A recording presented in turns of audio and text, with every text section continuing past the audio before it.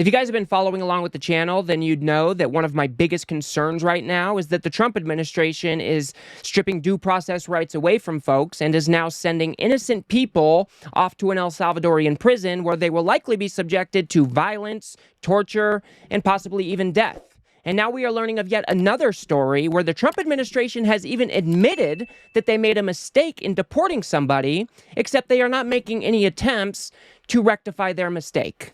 This is one of the biggest human rights violations that the Trump administration is currently engaging in. They are basically kidnapping innocent people and sending them off to another country. And I normally do not read articles on this channel. I like to keep it to visual content, but I think it's important that we talk about this story. We need to share this story, and we need to make sure that this story receives the attention that it deserves, because this cannot be okay in the United States of America. So let's go ahead and read this article from The Atlantic. It's called "An Administrative Error Sends a Maryland Father to a Salvadoran Prison." If you guys do appreciate my work, please do remember to subscribe. The Trump administration acknowledged in a court filing Monday that it had grabbed a Maryland father with protected legal status and mistakenly deported him to El Salvador, but said that U.S. courts lacked jurisdiction to order his return from the mega prison where he's now locked up. So this is somebody who had protected status in our country, and the Trump administration deported him anyways. And they're now saying, well, we can't do anything about it because he's already down in El Salvador. Absolutely unacceptable. In a Monday's court filing, attorneys for the government admitted that the Salvadoran man, Kilmar Abrego Garcia, was deported accidentally. Although ICE was aware of his protection from removal to El Salvador, Abrego Garcia was removed to El Salvador because of an administrative error. The government told the court. Trump lawyers said the court has no ability to bring him back now that Abrego Garcia is in Salvadorian custody. This is a huge, huge deal, guys. We are paying El Salvador $6 million per year to house these people. And to think that we just have no way of getting them back is very, very concerning. This is why it was so important that the Trump administration didn't ignore the court order, because we knew that these jurisdictional issues were going to be a huge, huge deal if these people are now in another country. This is absolutely despicable. The Trump administration attorneys told the court to dismiss the request on multiple grounds, including that Trump's primacy in foreign affairs outweighs the interests of Abrego Garcia and his family. And I just want to pause it there, because this is some authoritarian bullshit. This is not how things are supposed to work in the United States of America. We live in a democratic republic where the people rule the people. One man, the president's wishes are not supposed to outweigh that of another man, especially when state power was used to kidnap and deport somebody to another country. It is not okay that, oh, well, the president has better things to do, so we really can't focus on this right now. We got to focus on other things. That is unacceptable. This is a topic that just gets me so worked up. Let's just keep going here. They claim that the court is powerless to order any relief, Sandoval Mosenberg told me. If that's true, the immigration laws are meaningless, all of them, because the government can deport whoever they want, wherever they want, whenever they want, and no court can do anything about it once it's done. And that is absolutely true.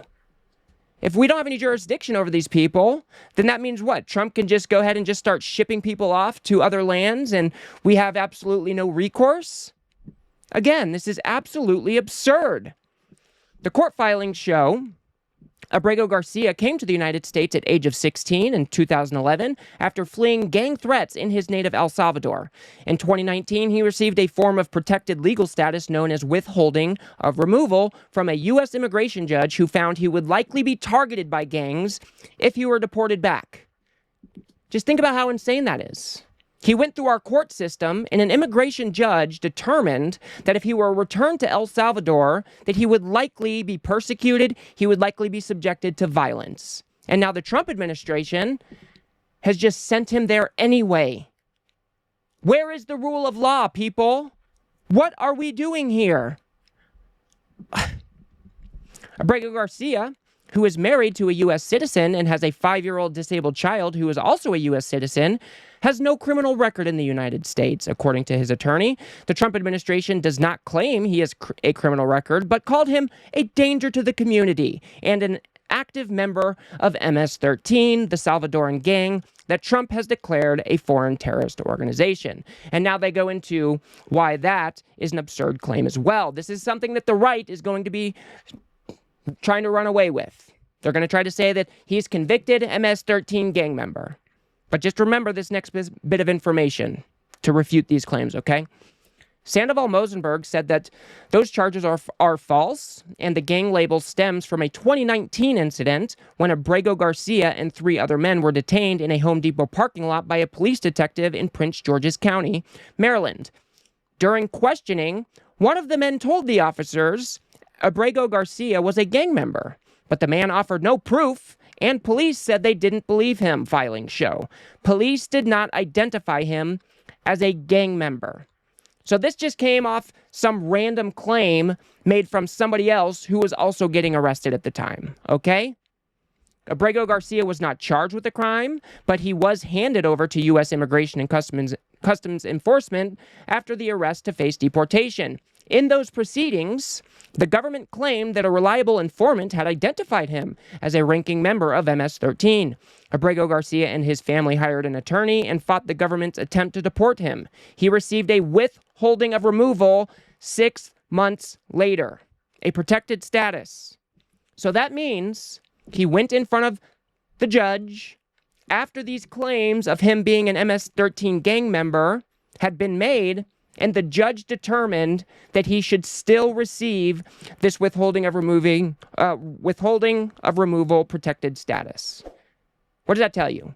That means that these claims about him being in a gang don't hold any merit, and there has never been a shred of evidence to prove that he is actually in the MS-13 gang. It is not a path to permanent U.S. residency, but it means the government won't deport him back to his home country because he's more likely than not to face harm there. Abrego Garcia has had no contact with any law enforcement agency since his release, according to his attorney. He works full-time as a union sheet metal apprentice, has complied with requirements to check in annually with ICE, and cares for his 5-year-old son, who has autism and a hearing defect and is unable to communicate verbally.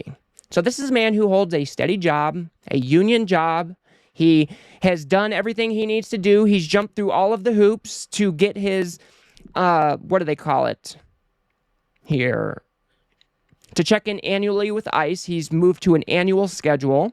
So this is a guy who came to our country fleeing harm from El Salvador, and he came here and is a contributing member to our society, and the Trump administration deported him anyway. And they admitted that they had made a mistake. Monday court filing by the government official indicates officials knew Abrego Garcia had legal protections shielding him from deportation to El Salvador. So the Trump administration knew he had this protected status. ICE was aware of this grant of withholding of removal at the time of Abrego Garcia's removal from the United States. Reference was made to this status on internal forms the government told the court in its filing. So they knew. The flight manifest did not indicate that Abrego Garcia should not be removed, the attorney said. Through administrative error, Abrego Garcia was removed from the United States to El Salvador. This was an oversight. But despite this, they told the court that Abrego Garcia's deportation was carried out in good faith. So what are we doing here, folks? This is a man who came from El Salvador fleeing persecution, fleeing gang violence. Came to the land of the free, where we said we were going to protect him from that and gave him protected status in the United States so he wasn't forced to return to a place where he would be subjected to harm at. And now the Trump administration has kidnapped this man and has sent him to an infamous, torturous El Salvadorian prison. Where is the rule of law? Where is the humanity? This administration is careless. It is reckless. Again, everybody can agree that we want violent gang members out of the country. But if you are not giving people due process, if you don't have high standards to make sure that you are collecting the right people, then what are we doing? This is a human rights violation. These people in the Trump administration should be held accountable. If there was any justice at all, they would be put in prison for what they are doing to innocent people here. And you know things are getting bad because even Joe Rogan and Konstantin Kisin are sounding the alarm on these illegal deportations. And I think a human being being plucked out of nowhere and ending up in a country he's never been in a maximum security prison with gang members, seems like a bad thing to happen to me. It's horrific. It's horrific. I don't think that should be controversial. No, that's not controversial at all. And this is the thing, measured twice, cut once. Yeah. This is kind of crazy that could be possible. That's horrific. And that's bad for the cause. Like, the cause is, let's get the gang members out. Everybody agrees. But let's not innocent gay hairdressers get lumped up with the gangs. And then, like, how long before that guy can get out? Can we figure out how to get him out? Is there any plan in place to alert the authorities that they've made a horrible mistake and correct it? Well, if you think about it from a government perspective, and this is where I think it gets quite sinister, is once you've done that, the incentive structure is never going to be to admit that and deal with it. The incentive structure is to say nothing, to cover it up, to pretend it didn't happen. But right? That is horrible. So someone ends up in a black hole. But we've seen it. We've seen it in every country, including in America. Yeah, and Konstantin Kisin is actually making a very good point here. The damage has already been done. This man's life has been put on a complete different trajectory because of the carelessness of the Trump administration. But what incentive do they have to actually make this right? And it really appears as though the administration is just trying to sweep this under the rug like it didn't happen. Or, even worse, they're now trying to claim that this man is a violent criminal who is involved in human trafficking and is a gang member, even though they wouldn't be able to prove that if they tried. So that is a very good point from Konstantin there. The Trump administration doesn't have an incentive to make this right, and it would probably be easier for them to sweep it under the rug. That's why it is so important that we make sure this story remains in the spotlight. We need a groundswell of people to protest for this man's life, because what America has done here is absolutely unacceptable. And if we don't stand up for the people who don't have a voice right now, then what good are we? And it just reminds me of that poem that you guys have probably all heard. I think it was attributed to a German pastor. First they came for the communists, and I didn't speak out because I wasn't a communist.